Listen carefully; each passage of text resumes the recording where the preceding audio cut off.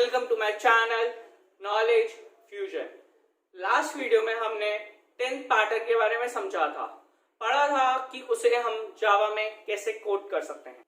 आज हम 11th pattern solve करने वाले हैं, समझने वाले हैं कि इसकी कोडिंग जावा में कैसे होगी, इसका आउटपुट क्या होगा, इसका ड्राई रन क्या होगा। तो आइए इसे समझते हैं। मैंने हमेशा आपको बताया है जावा की स्टार्टिंग क्लास से की जाती है। क्लास को एक पर्टिकुलर नाम दिया जाता है जो आपके प्रोग्राम को डिफाइन करता है, आपके प्रोग्राम को एक्सप्लेन करता है। तो मैं पैटर्न का क्वेश्चन कर रहा हूं तो मैंने क्लास को नाम दिया है पैटर्न, और मैं 11th क्वेश्चन कर रहा हूं तो मैंने अपनी कन्वीनियंस के लिए उसको नाम दिया है पैटर्न 11। उसके बाद मैंने लगा दिया कर्ली ब्रेस। कर्ली ब्रेस लगाने के बाद मैंने अपना वॉइड मेन फंक्शन लिखा है। वॉइड मेन का फंक्शन क्या करता है, आपके पूरे प्रोग्राम की प्रोसेसिंग में आपकी हेल्प करता है। उसके बाद मैंने लगा दिया कर्ली ब्रेस। यहां तक हमारा step 1 that is the syntax part complete हो चुका है। अब बारी आती है स्टेप 2 की। स्टेप 2 में हमें वो वेरिएबल्स लेने होते हैं जो हमारे प्रोग्राम को सॉल्व करने में हमारी हेल्प करते हैं। यहाँ पे मैंने दो वेरिएबल्स लिए हैं, इंट आई और जे। दोनों ही आई और जे मैंने लूप चलाने के लिए लिए हैं। रोज का जो हॉरिजॉन्टल लाइंस का जो लूप चलेगा वो आई होगा, और जो vertical lines that is columns के लिए जो लूप चलेगा वो जे होगा। ये बात हमेशा याद रखने वाली है। अब हम पैटर्न को ऑब्जर्व करेंगे और समझेंगे कि इसके आई का लूप और जे का लूप, यानी रोज का लूप और कॉलम्स का लूप क्या होगा। देखिए 5 से लेकर 9 तक फर्स्ट रो प्रिंट हो रही है, तो हम यहां लिख लेते हैं 5 से 9 तक, दूसरी 6 से 9 तक, तीसरी 7 से 9 तक, फिर 8 से 9 और लास्ट 9 से 9। अब सबसे पहले हम ये चेक करेंगे कि हमें आई प्रिंट करना है जे या जे प्रिंट करना है।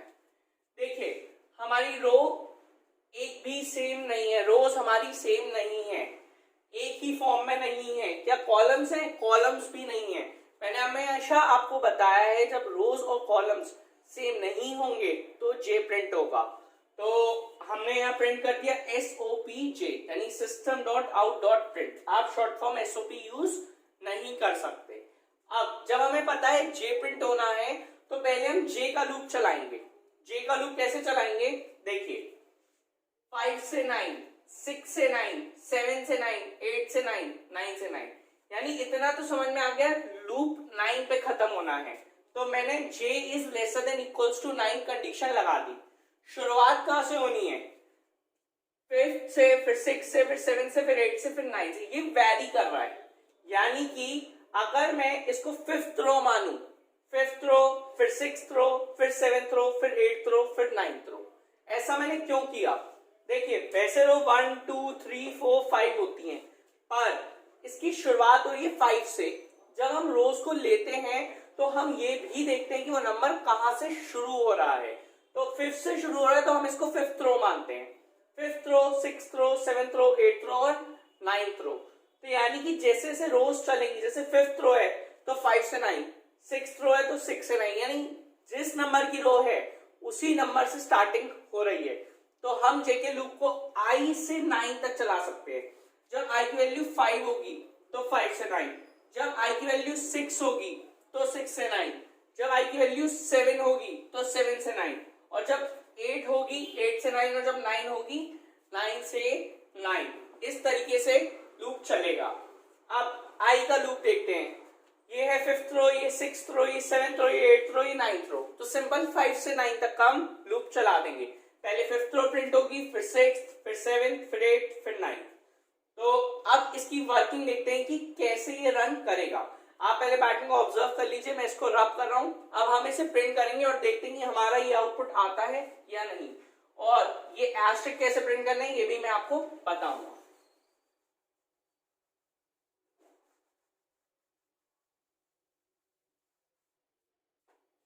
देखिए i इज इक्वल्स टू 5, मैंने इनिशियलाइज करा कि सबसे पहले 5th रो प्रिंट होनी थी, तो मैं यहाँ ड्राई रन में लिख देता हूं i इज इक्वल्स टू 5।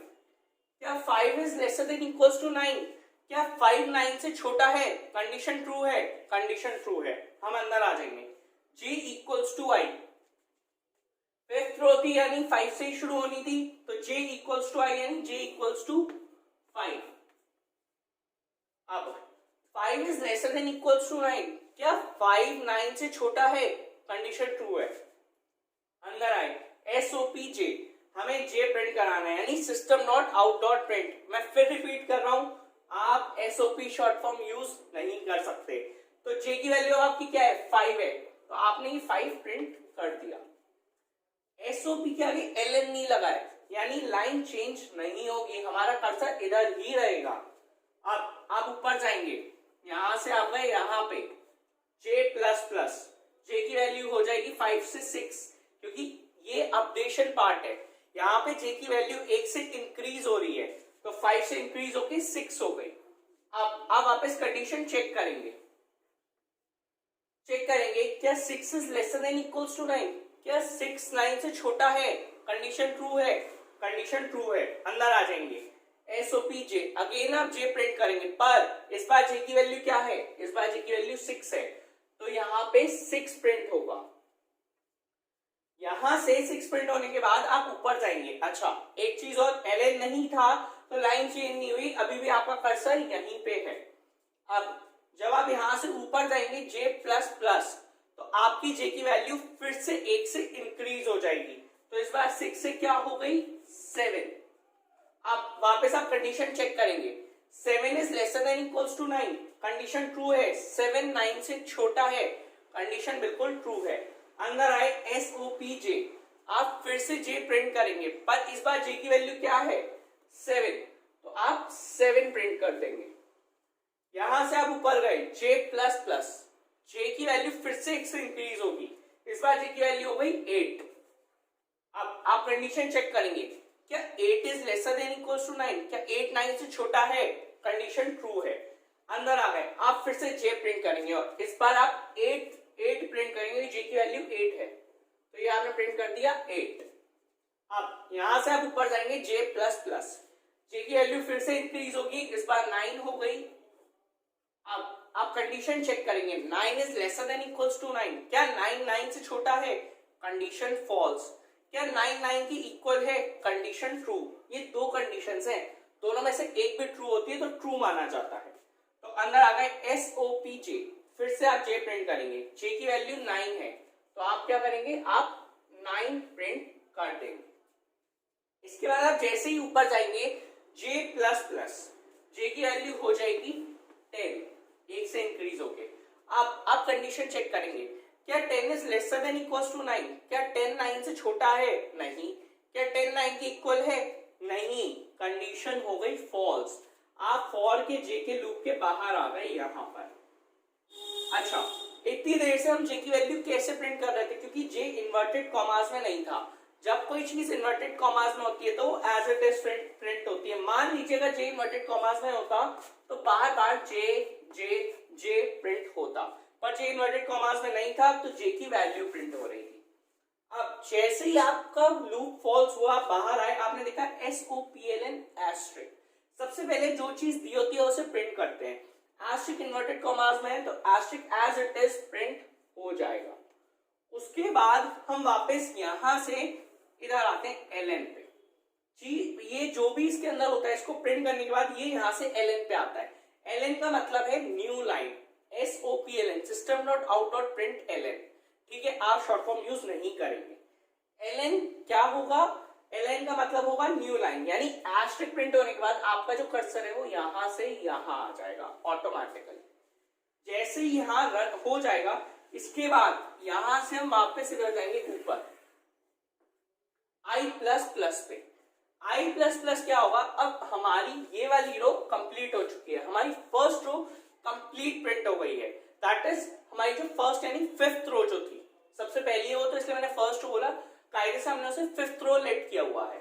ठीक है, अब जैसे ही I प्लस प्लस होगा तो I की वैल्यू 5 से क्या हो जाएगी, 6 हो जाएगी। तो अब हम 6th रो पे वर्किंग करेंगे, 6th रो को प्रिंट करेंगे। सबसे पहले 6th रो को प्रिंट करने से पहले हम चेक करेंगे क्या कंडीशन ट्रू होने के हिसाब से 6th रो प्रिंट होनी है या नहीं। तो पहले आप कंडीशन चेक करेंगे, क्या 6 is lesser than equals to 9, क्या 6 9 से छोटा है, कंडीशन ट्रू है। अंदर आ जाएंगे J इक्वल्स टू I। अब इस बार क्या है, 6th रो की स्टार्टिंग हो रही है तो J की वैल्यू भी कहां से शुरू होगी, 6 से ही शुरू होगी। तो j की वैल्यू हमने इस बार 6 कर दी क्योंकि j इक्वल्स टू i है। अब दोबारा से लूप चलेगा,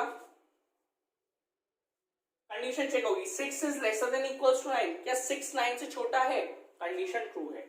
अंदर आ जाएंगे SOPJ, आप j फिर से प्रिंट करेंगे, इस बार j की वैल्यू क्या है 6 है, तो ये आपने यहाँ पे 6 प्रिंट कर दिया। अब जैसे ही आप यहाँ से ऊपर जाएंगे j प्लस प्लस, j की वैल्यू 1 से इंक्रीज होगी तो 6 कट के क्या हो जाएगी 7 हो जाएगी। अब आप कंडीशन चेक करेंगे 7 is lesser than equals to 9, क्या 7 9 से छोटा है, कंडीशन ट्रू है, कंडीशन ट्रू है। अंदर आ गए SOPJ system dot out dot print, j हमें प्रिंट करना है फिर से, तो j की वैल्यू इस बार क्या है 7 है, तो हम यहाँ पे 7 प्रिंट कर देंगे।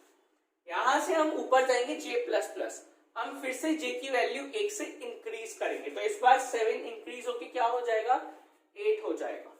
अब वापस हम कंडीशन चेक करेंगे, क्या 8 is lesser than equals to 9, क्या 8 9 से छोटा है, कंडीशन ट्रू है। अंदर आ गए, फिर से हमें j प्रिंट करना है, इस बार j की वैल्यू 8 है, तो हम 8 प्रिंट कर देंगे। इसके बाद हम वापस ऊपर जाएंगे j प्लस प्लस, जैसे ही आप j प्लस प्लस पर जाएंगे j की वैल्यू फिर से 1 से इंक्रीज हो जाएगी, तो 8 से इंक्रीज होगी क्या होगी 9 हो जाएगी। वापस आप कंडीशन चेक करेंगे, क्या 9 इज लेसर देन 9, नहीं, condition false, 9 is equal to 9, condition true, दोनों में से एक कंडीशन तो ट्रू होनी ही होनी चाहिए। अब आप अंदर आ गए SOPJ, अब j फिर से प्रिंट होगा, तो j की वैल्यू इस बार क्या है 9 है, तो ये आपने 9 प्रिंट कर दिया। अब यहां से आप ऊपर जाएंगे जैसे ही j प्लस प्लस, j की वैल्यू 1 से इंक्रीज होगी 9 से 10 हो जाएगी। अब आप कंडीशन चेक करेंगे 10 is lesser than equals to 9, क्या 10 9 से छोटा है, कंडीशन हो गई फॉल्स, क्योंकि ना 10 9 से छोटा है ना 10 9 के इक्वल है, तो आप फॉर के j के लूप के बाहर आ गए। अब बाहर आते क्या है SOPLN एस्ट्रिक, तो सबसे पहले जो एस्ट्रिक प्रिंट होना है वो प्रिंट होगा, उसके बाद ये ln पे जाएगा, ln का मतलब न्यू लाइन, तो कर्सर यहां से इधर आ जाएगा, कर्सर नेक्स्ट लाइन पे आया, यहां से हम ऊपर जाएंगे i प्लस प्लस पे, जैसे कि हमारी 5th और 6th रो कंप्लीट हो गई है तो अब हम 7th रो प्रिंट करेंगे, तो i की value i plus plus, i से एक वैल्यू इंक्रीज हो गई 6 से 7 हो गई, जैसी वैल्यू 7 हुई वापस कंडीशन चेक होगी, क्या 7 is lesser than equals to 9, condition true है। ये कंडीशन इसलिए लगाई जाती है ताकि हम ये वेरीफाई कर सके कि हमारी 7th रो प्रिंट होनी है या नहीं, या जो भी रो हम प्रिंट कर रहे हैं उसे प्रिंट करना है या नहीं। सेम प्रोसेस है, जैसे मैंने 5th और 6th रो प्रिंट करी है, सेम मेथड से 7th 8th और 9th रो प्रिंट हो जाएंगी, जिसका आउटपुट क्या आएगा 7 8 9 एस्ट्रिक, फिर 8th रो वर्क करेगी तो 8 9 एस्ट्रिक, और लास्ट में 9th रो वर्क करेगी तो 9 एस्ट्रिक। जैसे i की वैल्यू 7 8 9, जैसे हम यहाँ से ऊपर आएंगे, जब लाइन चेंज होके यहाँ कर्सर नेक्स्ट लाइन पे आएगा i प्लस प्लस होगा, i की वैल्यू 9 से क्या हो जाएगी 10 हो जाएगी। वापस हम कंडीशन चेक करेंगे 10 is lesser than equals to 9, क्या 10 9 से छोटा है, नहीं, क्या 10 9 के इक्वल है, नहीं, कंडीशन हो गई फॉल्स। जैसी कंडीशन फॉल्स होगी तो आप ये लूप के बाहर, और बाहर आके आप देखेंगे कि आपका प्रोग्राम कंप्लीट हो गया और आपको जो पैटर्न चाहिए था वो पैटर्न आपको मिल चुका है। तो हमेशा याद रखिए सबसे पहले पैटर्न को ऑब्जर्व करना है, उसके बाद j का लूप अकॉर्डिंग टू i हमें रन करना है। तो अगर ये वीडियो पसंद आई हो तो इसको लाइक करें, शेयर करें और चैनल को सब्सक्राइब करना ना भूलें। और एक इम्पॉर्टेंट बात, अगर आपको कोई भी कैसा भी डाउट है तो आप मुझे कांटेक्ट कर सकते हैं। मेरी मेल आईडी, मेरा कॉन्टैक्ट नंबर और मेरी इंस्टाग्राम आईडी डिस्क्रिप्शन बॉक्स में अवेलेबल है। Have a good day.